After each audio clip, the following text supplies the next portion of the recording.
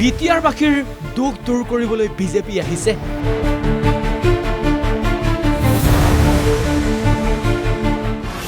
বিজেপিৰ কান্ধত মূৰ থৈ কান্দিব পাৰিব বিটিআৰবাসীয়ে।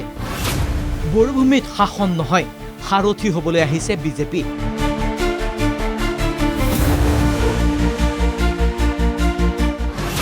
নিৰ্বাচনৰ পূৰ্বে আঁচনিৰ টোপোলালৈ বিটিআৰত মুখ্যমন্ত্ৰী। বিটিআৰ নিৰ্বাচনলৈ মাজত আৰু প্ৰায় 2 মাহ বাকী।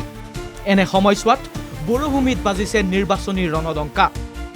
নিৰ্বাচনৰ আগমুহূৰ্তত বিটিআৰৰ জনতাক আকৰ্ষিত কৰিবলৈ বৰভূমিত খোপনি পুতিছেগৈ খুদ মুখ্যমন্ত্ৰী হিমন্ত বিশ্ব শৰ্মাই। বিটিআৰত মুখ্যমন্ত্ৰীৰ আজি দ্বিতীয়টো দিন।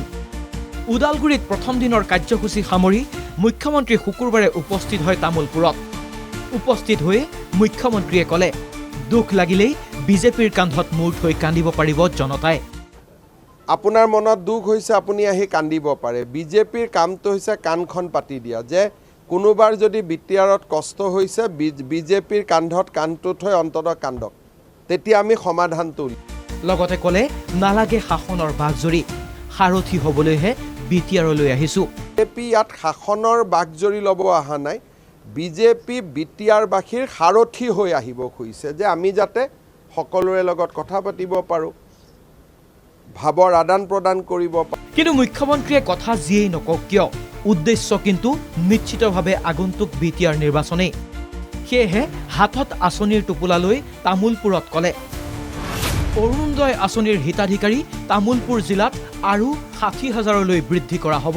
যদি আমি খুব ভাল কৰি অৰুণোদয় আঁচনি দিব পাৰোঁ, 60,000 মহিলাই অৰুণোদয় লাভ কৰিব। অৰ্থাৎ 300% আগতকৈ বেছি মহিলাই অৰুণোদয় আঁচনি লাভ কৰিব। মহিলা উদ্যমিতা আঁচনিৰ অধীনত তামুলপুৰ আৰু গুৰেশ্বৰ সমষ্টিলৈ মুখ্যমন্ত্ৰীৰ নতুন বাৰ্তা। প্ৰতি বাইদেউ বা মহিলা উদ্যমিতা, তাতো আমি ৰিভিউ কৰিলোঁ। তামুলপুৰ সমষ্টিত 35,000 মহিলাই এই আঁচনি লাভ কৰিব। গুৰেশ্বৰ সমষ্টিত 33,000 মহিলাই এই আঁচনি লাভ কৰিব। মুখ্যমন্ত্ৰীৰ আত্মনিৰ্ভৰশীল অসম অভিযানৰ অধীনত তামুলপুৰত 1200 যুৱকলৈ 2 লাখ টকাকৈ আগবঢ়োৱা হ'ব বুলিও মুখ্যমন্ত্ৰীৰ ঘোষণা।